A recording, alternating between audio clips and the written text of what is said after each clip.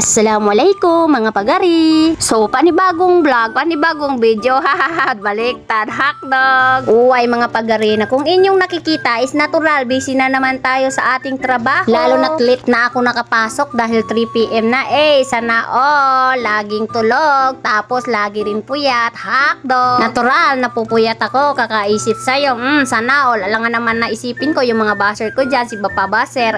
Salam rakasam Bapa Baser. Oo nga mga pagari, pero bago magtapos ng aking video na to guys, ay gusto ko lang i-shout out yung mga mababait ko dyan ng mga followers. Salam rakanusan mga pagari. So hindi lang guys pagiging OA ang aking ginagawa sa aking pagva-vlog, kundi gumagawa rin ako ng cellphone, tapos binvideo ko din, pinopost ko para nang sa ganon napapanood nyo ako mga pagari, para hindi lang putok ugat yung nakikita nyo dyan. Charis! Minsan din guys, meron din tayong natututunan na hindi porket tayo ay babae ay bawal na tayo magtrabaho sa trabaho ng lalaki, ganon. O nag-flip top na ako guys. Brrr. So maraming nagtatanong kung hindi daw ako nakukuryente dyan sa ginagawa ko. Natural, nakikita nyo naman, buhay na buhay pa ako. So ibig sabihin, hindi ako nakukuryente, purya saway naman mga paga. Yun na nga, dahil nga babae ako at natural ako nga ay bunso, kailangan ko magtrabaho, lalo na't nag-asawa na yung mga kapatid ko, wala nang magpapakain sa akin, kaya ako na lang magpapakain sa kanila.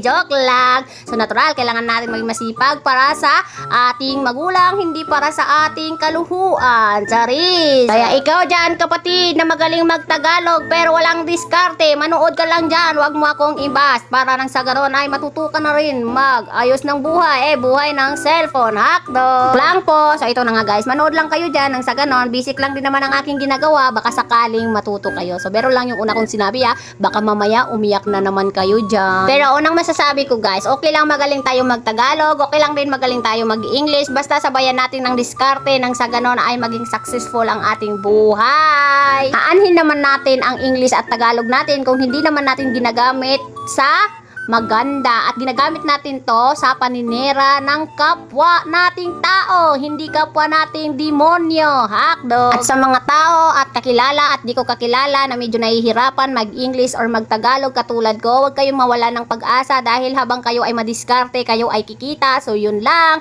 bye bye, paki-follow, like, and share guys ang aking video. Bye!